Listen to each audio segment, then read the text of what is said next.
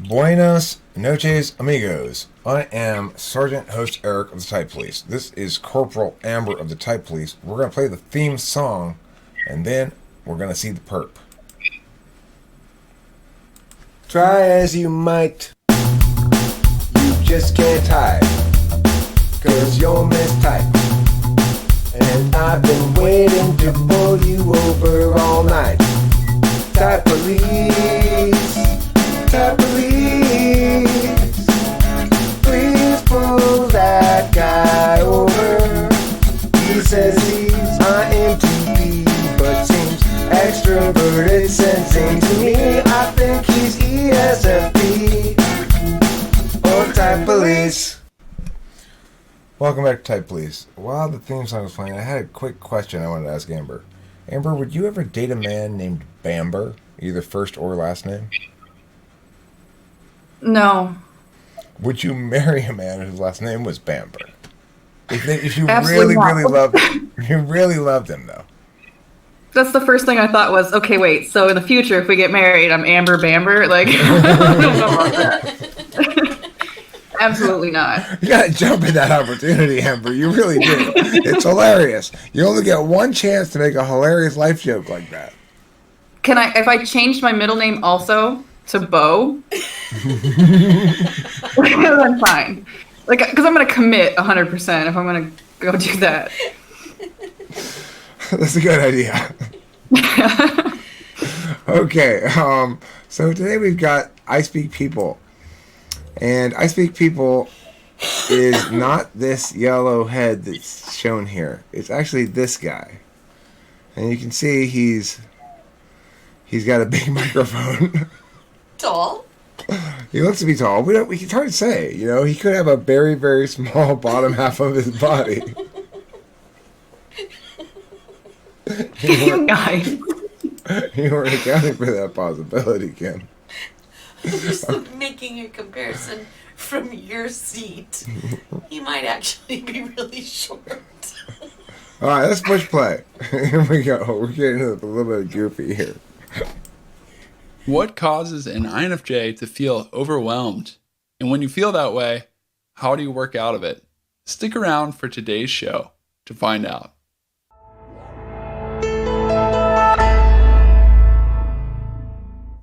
Two main reasons that INFJs start to feel overwhelmed come to mind quickly. Now, there may be more than these, but these are definitely factors. The first is that we are dominant intuitives and we get excited about new things. We hatch new ideas and love change. We love to start something new. And as a result, we end up beginning lots of projects because when we get stuck in a rut or are doing the same thing over and over again, we lose interest. The problem with hatching new ideas all the time is that you lock yourself into a lot of different projects and responsibilities. And it's easy to Okay. Kimberly spots this thing at 102 we watched a little bit of this video before because I was looking at it while Amber was restarting her computer. And the first time we watched it, Kimberly, when she saw this at 102, immediately was like, what's that? So that's, first of all, Kimberly's response to this, in my mind, is a clear indication of FE tool function. Because the thing he does at 102 is something that I definitely wouldn't. I would notice it maybe, but I probably wouldn't even notice it, but I definitely wouldn't stop to think about it. So if you go from 59 to about 103, you can see him do this little thing with his face. abilities. And it's easy to... It's like a 101 where he goes... He gets a little squint. We lose interest. The problem with hatching new ideas all the time is that you lock yourself into a lot of different projects and responsibilities. And it's easy to overextend yourself and have too much going on to the point where you don't really make any progress on any of your projects and you end up feeling spent, exhausted, or overwhelmed. Why does this happen? Well, the culprit again is introverted intuition, and that's our number one mindset, our dominant function. And we spend a lot of time thinking through ideas and brainstorming and thinking about problem solving, changing things, introducing a new solution. So it's just a lot of fun to be in that mindset. Okay, let me pause it at 137. Is that what you spend your time thinking about? It's almost like everything he's saying, it would be the opposite for me. Like, taking on way too many projects because I can't stop brainstorming ideas, and I drop them when I'm bored with them. That doesn't seem consistent at all. Whose interpretation of INTJ is consistent with that? I don't think anybody's really. No, his facial expressions too are fun because he's trying to be engaging, but they're really like kind of like they're really intense. Very pronounced. I don't know. They seem slightly mistimed, you know, Yes. That's what like it is. the eyebrow raise is like either a half second late or it's like it's something odd about it. I agree. You might be an INTJ that's got this Well, weird. he's an INFJ, is what he's saying. Yeah, I know he thinks he's an INFJ. I'm saying he might be an INTJ this is a product of some TE exercise of his, of learning how to be FE, you know? You can almost see an INTJ who's practiced being FE have this weird imitation FE thing going on. But he'd be pretty good at it. Would an INTJ spend their time getting into multiple projects they drop because they're bored and they keep ideating new ideas of things to do? No. Leading to overwhelm? Yeah, that's what this video is. He's saying that's why. I mean, I could see like an INFJ maybe taking on too many things because they can't say no to people, maybe, but like not because they're just like coming up with a bunch of their own ideas and then dropping them. The part where he said like then you get bored and you just drop them just seems off. I mean that description is more consistent with ENTP than anything else. I think probably. I was gonna say he's using the wrong words to describe what he's trying to come across. Well, I think the key point to note is the fish above the water thing, which is if you're talking to fish about the land and the air above the water and being out of the water, they're going to be like, oh yeah, I'm really familiar with going out of the water. I'm the kind of fish that jumps out of the water a lot. So I know all about that, what it's like up there. I have lots of experience with it. But if they're talking to a land animal, they really don't have any experience with it at all. They just have this brief little trip up into the air. But because that's the vacation for them and they're going up into the air, they think that's a big part of their attentional manner. They go, yeah, I'm big into air. I love going up into the air. I'm a fish. I jump out of the water. I go into the air. I dive back down in the water. It's great. I'm probably an air creature, I'd say. I think I'm a bird. Because they remember the going up into the air, because that's a lot more memorable when you're swimming around in the water. You go, fuck yeah, I'm an air creature. I love the air. I go jump up in the air, catch bugs, jump back down. I'm obviously a bird. That's what people do. It's not like they're misdefining anything really. It's just they just misunderstand their own experience in terms of they're relating it to some notion they have rather than some real comparison, I guess. You know what I mean? Makes sense. All right, let's let him go for a little while longer. He's an interesting fellow. Mindset, because it's what we do most naturally. But again, it leads to new ideas, and too many new ideas at once can drown each other out and leave you feeling overwhelmed. The second thing that tends to get INFJs in trouble is a desire to get along with other people. And this is our auxiliary function at work, or our second mindset, called extroverted feeling. We feel most at home and at ease when we're at peace with other people. More than that, we like it when other people like us and enjoy being around us, say nice things about us, and generally just feel safe with us, and we feel safe with them. So we're willing to take on some extra work, even do projects that might not be our favorite for the sake of the relationship. And without practice, we can be easily talked into taking on projects that we don't want to take on because we haven't developed the boundaries. That is not consistent with my experience with INFJs at all. I don't think INFJs can be talked into taking on tasks they don't want to do at all. But you're muted. So far, what I've heard him describe sounds like NE and an FI way of like, because it's more about like how it makes him feel in his interactions. He wants harmony in his environment for himself. He knows how it makes him feel to take on extra stuff for other people. And the whole beginning feels like NE. He's describing NE to me. Yeah, I mean, he totally is. He's describing NE, and then he's talking about FE, but he's talking about it in kind of this third functiony way, which would, I don't think he's an ENTP though, but you know, he talks about it as though it were a hidden agenda thing for him, like we want to be liked, we really it matters a lot to us, blah, blah, blah.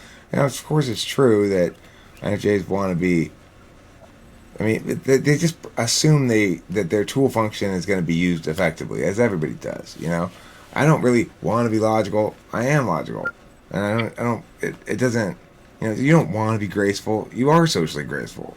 It's unavoidably the case that it's your tool function, or at least you're going to be interfacing more or less well or badly, I guess, but depending on the individual person, on that modality. So you're naturally going to feel very comfortable with it and not feel like you need to achieve on it, you know.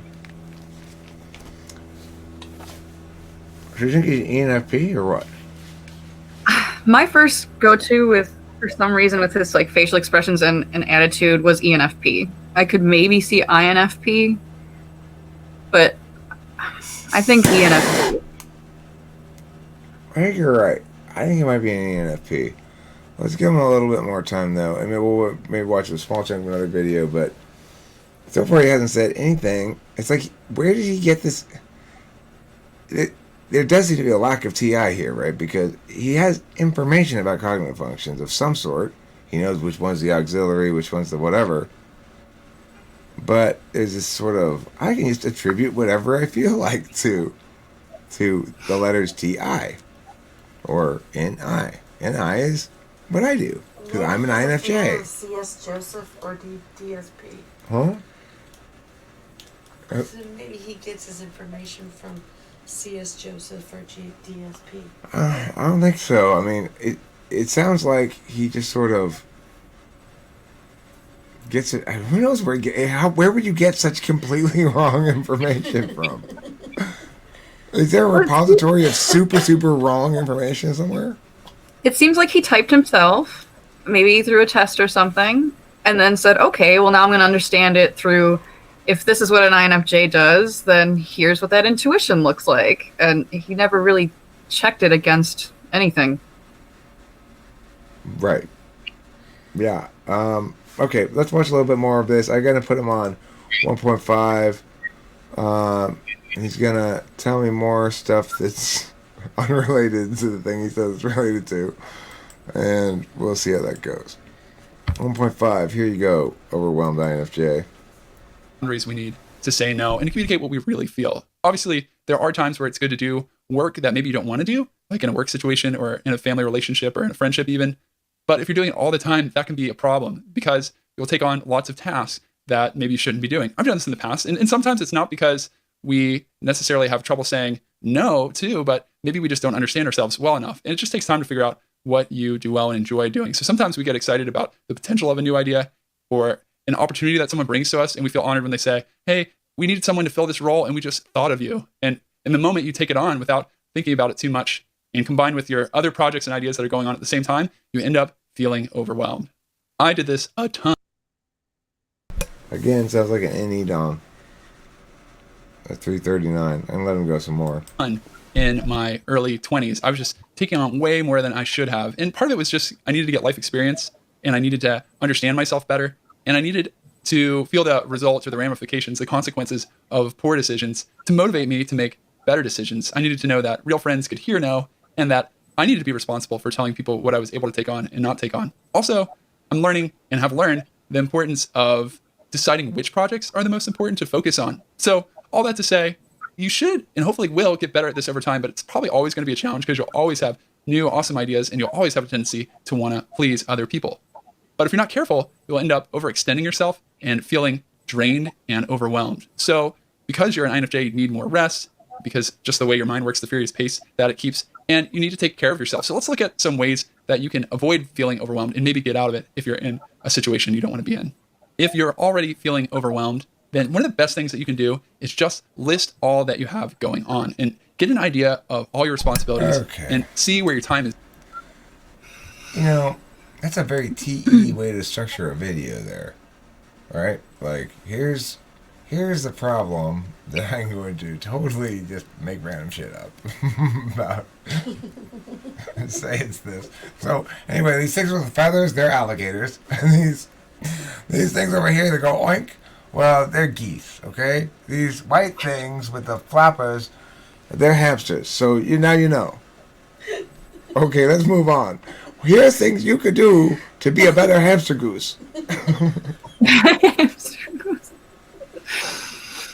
Yeah, this is a lot of like NEFI, and then he just got into TE. Yep. Well, he's bringing the TE out to play because he's like, hell, it's a big deal. I got the FE down. I'm making videos. I'm making videos because I want to. Same reason I'm an INFJ, because I want to be one.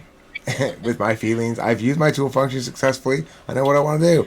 I want to make videos about how I'm an INFJ.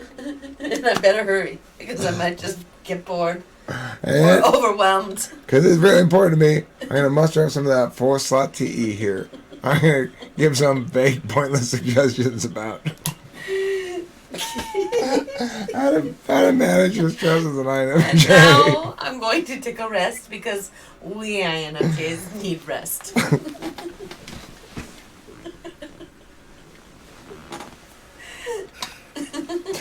As an ISFP, naturally, I do a lot of ideational stuff and talking and thinking and stuff. So if you're an ISFP and you're experiencing stress, what you should do is read some philosophy.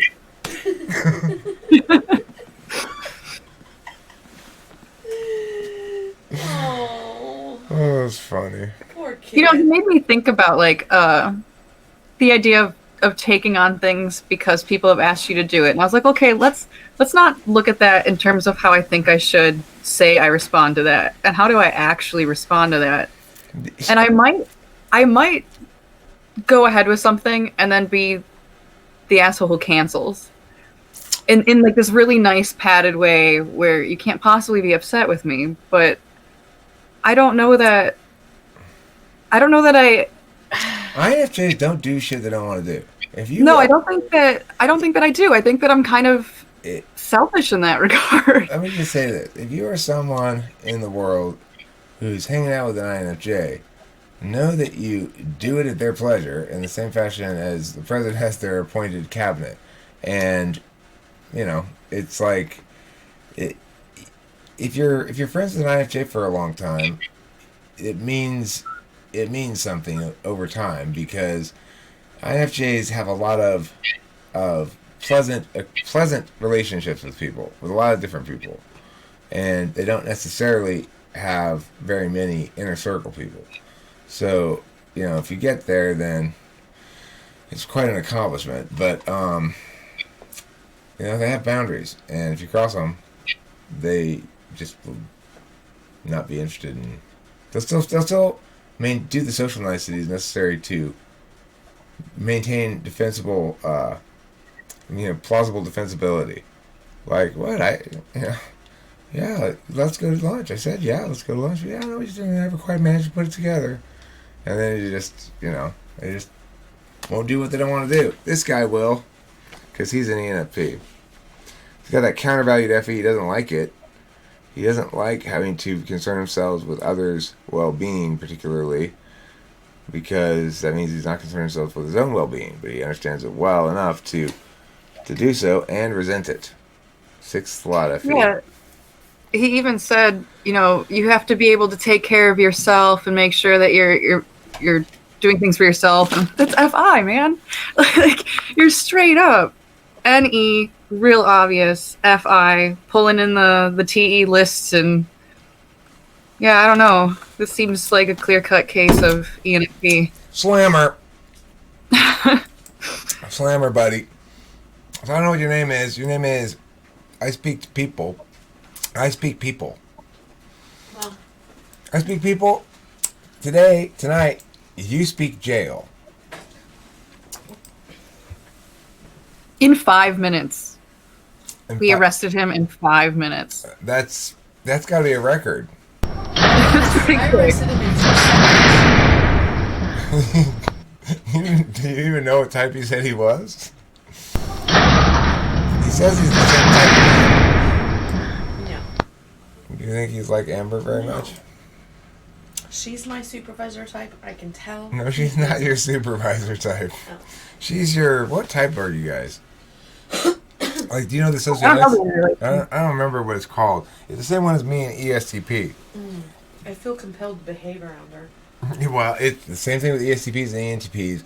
Is there's a mutual carefulness around each other, and it's because we use the same tool function, but we have different action types. It's probably the same thing with INFJs and ISFJs. Did you know that I actually try to behave around you, Amber? I didn't, but I try to behave around you. You guys are that type, like me and Taylor too. It's like I don't want to embarrass myself on SE grounds with Taylor, and he doesn't want to embarrass himself on NE grounds with me or something, So I don't know the dynamic, why it's exactly like that, except it's just sharing the same kind of functions and stuff. So I guess we can both relax, right? Well, we can relax now that homie's in jail. Well, plus, like, you're like this disembodied voice too, that like you could come out of nowhere and correct me or something, and I would. Oh, shit, you're correct. That's ISFJ strategy right there. She's note that she denies others the FEQs that she thrives on. Yeah, hold up. I know, it is so cruel. Okay, well, that's a good, short, fun episode, and sorry that all of our mutual fun got at the expense of you being in jail, mister, but that's where you belong, because you are not, obviously, an INFJ. So let's play the song and call it a night, and both Amber and I have things to do this evening, She's got to go to the policeman's ball, and I've got to go sit in policeman's detention, because I got written up last week. Probably Amber's fault. Okay, anyway, type please song and see you later. Try as you might, you just can't hide. You burned her. It's your mistype. And I've been waiting to pull you over all night. Type police. How do you burn type police? Please pull that guy over. He says he's INTP, but seems extroverted, sensing to me. I think he's ESFP or type police. Alright, Kimberly, can you answer that question again? How do you burn it in a crock pot? You take the corned beef out, you put it in the oven with the potatoes and the carrots that are in there, and you put it on 325 for an accidental 2 hours instead of 20 minutes. And then when you put the fork in the potato, it blows up in your face, and the carrots are black. Yeah, the number of zeros matters a lot. Okay, thanks for watching.